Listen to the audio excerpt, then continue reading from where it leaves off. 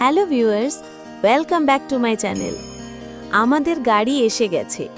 আজ আমরা সপরিবারে শ্রী শ্রী জগন্নাথ দেবের পবিত্র রথযাত্রা উপলক্ষে ঘুরতে যাচ্ছি ঢাকার স্বামীবাগ ইস্কন মন্দির, লোকনাথ ব্রহ্মচারী মন্দির, জাতীয় মন্দির ঢাকেশ্বরী ও রমনা কালী মন্দির। তো চোখ রাখুন এবং দেখতে থাকুন আমাদের এক্সপিরিয়েন্স কেমন ছিল। আমরা কোথায় যাচ্ছি? আমরা মন্দিরে যাচ্ছি। আমরা রথযাত্রা দেখতে মন্দিরে যাচ্ছি।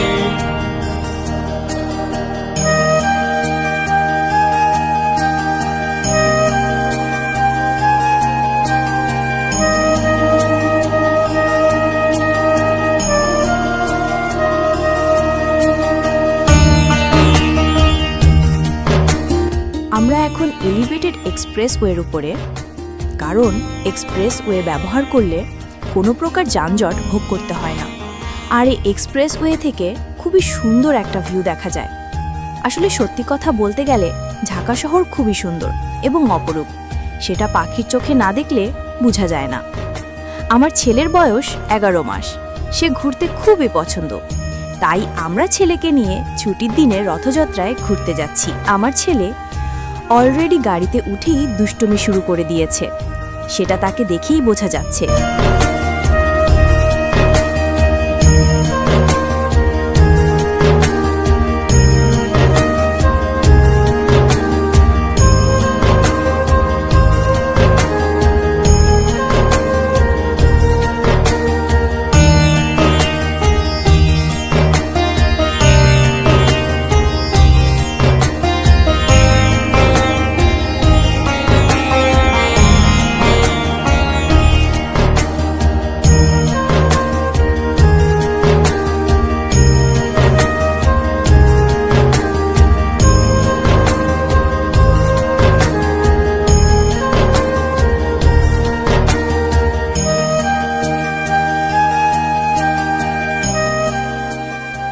আমরা চলে এসেছি স্বামীবাগ। এখন আমরা যাচ্ছি ইস্কন মন্দিরের দিকে। এই মন্দিরের পুরো নাম আন্তর্জাতিক কৃষ্ণ ভাবনামৃতা সংঘ ইস্কন।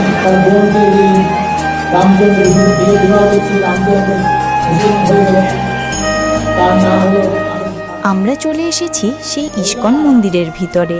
আসলে বর্তমানে এই মন্দিরের কাজ চলছে, তাই একটু পরিবেশটা অন্যরকম, কিন্তু এটার ভবিষ্যৎ রূপরেখা খুবই সুন্দর।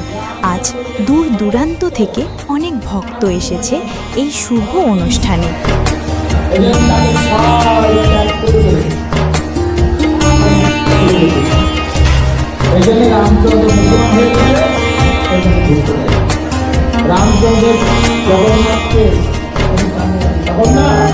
চলুন আমরা একটু জগন্নাথ দেবের সাথে দেখা করে আসি। দেখুন এখানে কত লোকের ভিড়।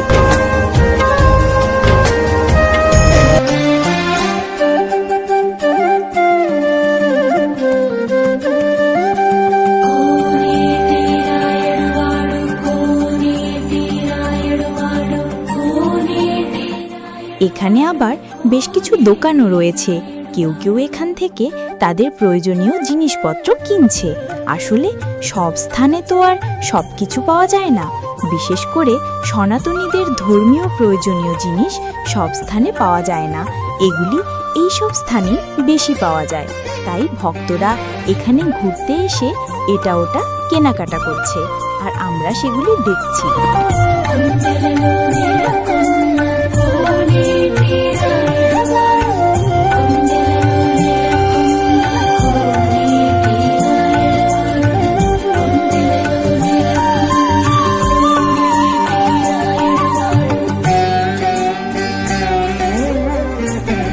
চলুন আমরা জেনে নেই এই মন্দিরের ইতিহাস। এটি একটি বৈষ্ণব সাধক সম্প্রদায়। এর প্রতিষ্ঠাতা আচার্য কৃষ্ণকৃপা শ্রীমূর্তি শ্রীল অভয়চরণারবিন্দ ভক্তিবেদান্ত স্বামী প্রভুপাদ, অষ্টাদশ শতক 96 1977। সংক্ষেপে তিনি শ্রীল প্রভুপাদ নামে পরিচিত। তার প্রকৃত নাম অভয়চরণ দেব। তিনি 1965 সালে মার্কিন যুক্তরাষ্ট্র যান এবং 1966 সালের জুলাই মাসে নিউ ইয়র্কে এই সংঘ ইসকন প্রতিষ্ঠা করেন। মৃত্যুর পূর্ব পর্যন্ত তিনি এ সংস্থাটি পরিচালনা করেন এবং শতাধিক মন্দির, আশ্রম, স্কুল ও কৃষ্ণ কেন্দ্রের সমন্বয়ে এটিকে একটি আন্তর্জাতিক প্রতিষ্ঠানে পরিণত করেন। পৃথিবীর বিভিন্ন দেশে ইসকনের ৩৫০টিরও বেশি মন্দির রয়েছে। পশ্চিমবঙ্গের মায়াপুরে এর প্রধান মন্দির অবস্থিত। বাংলাদেশে ১৯৭৭ সাল থেকে ইসকনের কর্মকাণ্ড শুরু হয় এবং বর্তমানে এদেশে এর মোট ১২টি মন্দির রয়েছে। ঢাকার মন্দিরটি বনগ্রামে অবস্থিত, অন্যগুলি চট্টগ্রাম, সিলেট, যশোর, কুমিল্লা শহরে অবস্থিত। ঢাকার মন্দিরের প্রধান হচ্ছেন শ্রীমৎ চারুচন্দ্র দাস ব্রহ্মচারী এবং বাংলাদেশে ইসকনের প্রধান হচ্ছেন শ্রীমৎ কৃষ্ণ কীর্তন দাস ব্রহ্মচারী। বিশ্বের বিভিন্ন দেশের হাজার হাজার মানুষ প্রভুপাদ প্রবর্তিত এই মতাদর্শে আকৃষ্ট হয়ে কৃষ্ণ নামে দীক্ষিত হচ্ছেন এবং একটি বৃহৎ কৃষ্ণ পরিবার তৈরি করে তারা চৈতন্যদেব প্রবর্তিত বৈষ্ণবীয় জীবনাচার পালন করছেন। ঢাকার মন্দিরে অনেক মার্কিনী রয়েছেন যারা গেরুয়া পরে ও তিলক কেটে কৃষ্ণ সাধনায় নিবেদিত। চৈতন্যদেব প্রবর্তিত হরে কৃষ্ণ হরে রাম কীর্তন ইসকন অনুসারীদের মূল মন্ত্র। চলুন এবার জেনে নিই রথযাত্রা কি এবং কেন করা হয়, এটার উৎপত্তি কোথায়। রথযাত্রা বা রথদ্বিতীয়া একটি আষাঢ় মাসে আয়োজিত অন্যতম প্রধান হিন্দু উৎসব। ভারতের ওড়িশা, ঝাড়খণ্ড, পশ্চিমবঙ্গ ও বাংলাদেশে এই উৎসব বিশেষ উৎসাহ উদ্দীপনার মধ্য দিয়ে পালিত হয়। এছাড়াও ইসকনের ব্যাপক প্রচারের জন্য এখন এটি বিশ্বব্যাপী অনুষ্ঠিত হয়। দীর্ঘ বিচ্ছেদের পর কৃষ্ণের বৃন্দাবন প্রত্যাবর্তনের স্মৃতিতে এই উৎসব আয়োজিত হয়ে থাকে। ভারতের সর্বাধিক প্রসিদ্ধ রথযাত্রা ওড়িশার পুরী শহরের জগন্নাথ মন্দিরের রথযাত্রা। পশ্চিমবঙ্গের পূর্ব মেদিনীপুরের মহিষাদল, শ্রীরামপুর শহরের মাহেশের রথযাত্রা, গুপ্তিপাড়ার বৃন্দাবন চন্দ্র মঠের রথ, কলকাতার রথ এবং বাংলাদেশের ইসকনের রথ ও ধামরাই জগন্নাথ রথ বিশেষ প্রসিদ্ধ।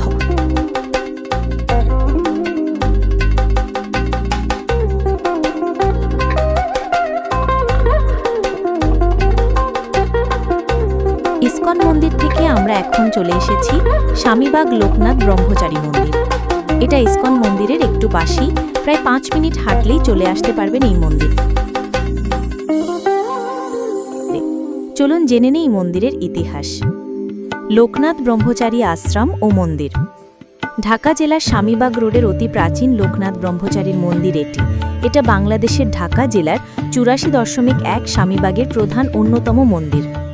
এই মন্দিরের স্থাপত্য শৈলী প্রাচীন স্থাপত্য নিদর্শন। মন্দিরটি ১৯০৫ সালে প্রতিষ্ঠা করেছিলেন শক্তি ঔষধালয়ের প্রতিষ্ঠাতা মথুরা মোহন মুখোপাধ্যায়। সনাতন ভক্তবৃন্দের পূজা অর্চনা ও ভক্তদের পদচারণায় মুখরিত থাকে সারা বছরই মন্দিরটি। এই মন্দিরের প্রধান উৎসব মধ্যে হল শ্রীকৃষ্ণের জন্মাষ্টমী, রাধারানীর জন্মাষ্টমী, লোকনাথ ব্রহ্মচারীর আবির্ভাব তিথি ও তিরোভাব তিথি মহামহোৎসব। প্রতি বছর কার্তিক মাসে বাংলা পঞ্জিকা অনুযায়ী দামোদর প্রদীপদান মহোৎসব পালিত হয়ে থাকে, শ্রীমদ্ ভাগবত আলোচনায় ইত্যাদি।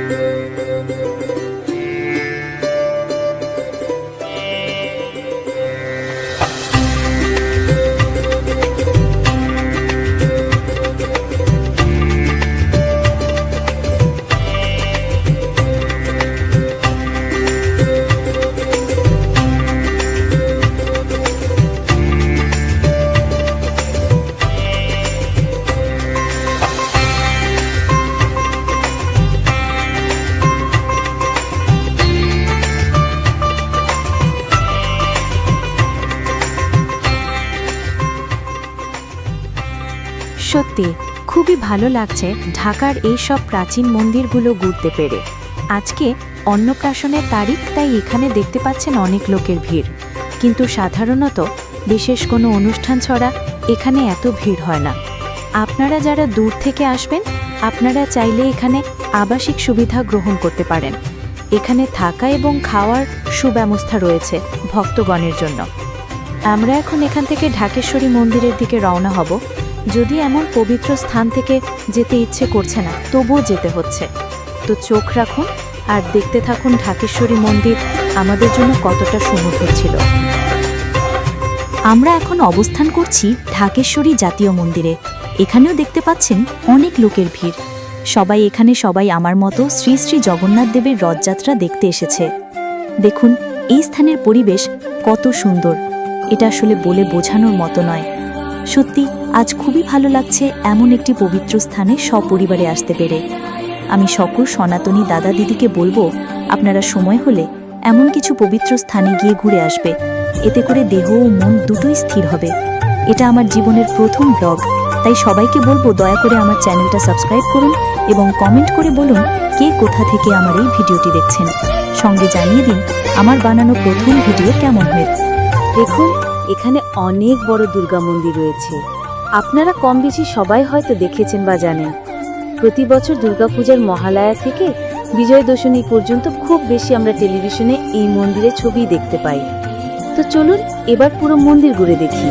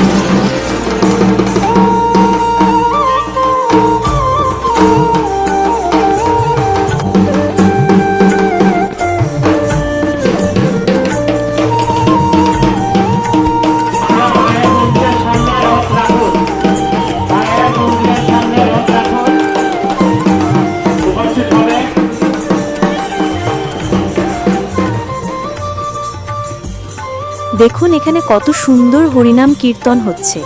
এটা দেখার পর এবং শোনার পর দেহ ও মন একদমই শান্ত হয়ে যায়।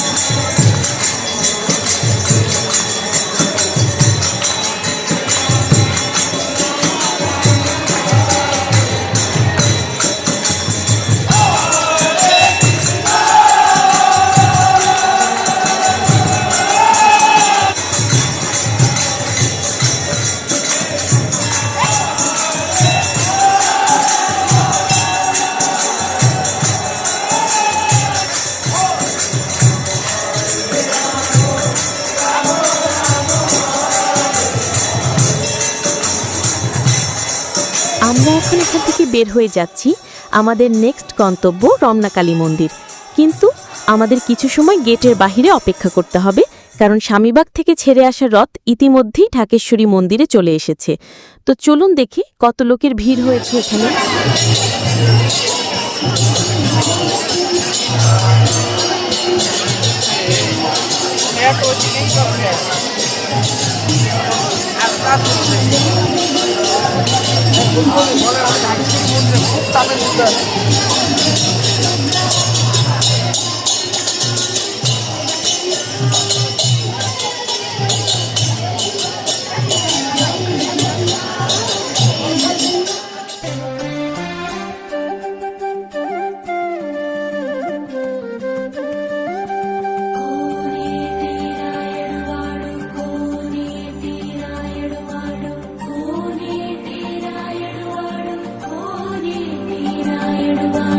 আমরা এখন রওনা হয়েছি রমনা কালী মন্দিরের দিকে। ওখান থেকে সরাসরি বাসায় চলে যাব। কিন্তু ইচ্ছে ছিল রামকৃষ্ণ মিশন ওখানে একটু যাব, বাট রাত অনেক হয়ে যাচ্ছে এবং আমার ছেলের চোখে ঘুম নেমে আসছে, তাই আর রামকৃষ্ণ মিশনে যাওয়া হলো না।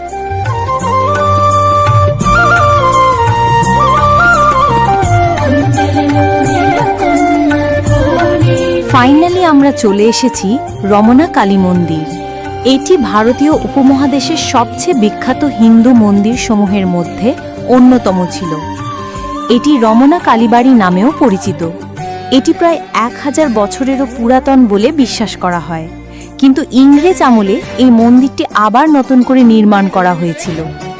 বাংলাদেশের রাজধানী ঢাকার রমনা পার্কের বর্তমান নাম সোহরাওয়ার্দী উদ্যানের বহির্ভাগে অবস্থিত। পুরাতন রমনা কালী মন্দিরটি বাংলার নিজস্ব স্থাপত্যরীতির দুর্লভ নিদর্শন ছিল। ভারত সরকারের অর্থায়নে বর্তমানে মন্দিরটি পুনর্নির্মিত হয়েছে।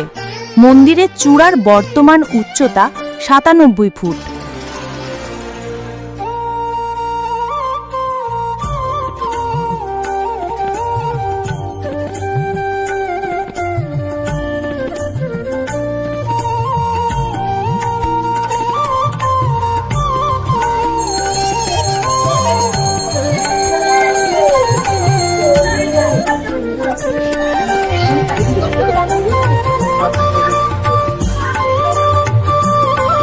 রমনা কালী মন্দিরে বর্তমানে কালী মূর্তি ছাড়াও আরও বেশ কয়েকটি মন্দির রয়েছে।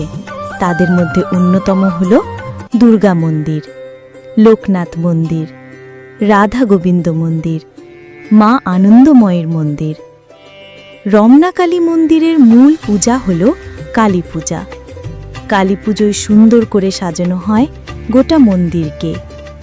নানা অলঙ্কারে সেজে ওঠেন শ্রী শ্রী ভদ্রকালী মাতা। এখানে দুর্গা পুজোও খুব বড় করে হয়। আমরা এখন রমনা কালী মন্দির থেকে বের হয়ে বাসায় যাচ্ছি। সময় স্বল্পতার কারণে সবগুলো মন্দির খুব ভালো করে দেখাতে পারলাম না, কিন্তু এই অল্প সময় যতটুকু সম্ভব চেষ্টা করেছি গুরুত্বপূর্ণ কিছু তুলে ধরার। সবাই আমাকে সাপোর্ট করবেন এবং অবশ্যই কমেন্ট করে জানাবেন কেমন লেগেছে আমার ভিডিও।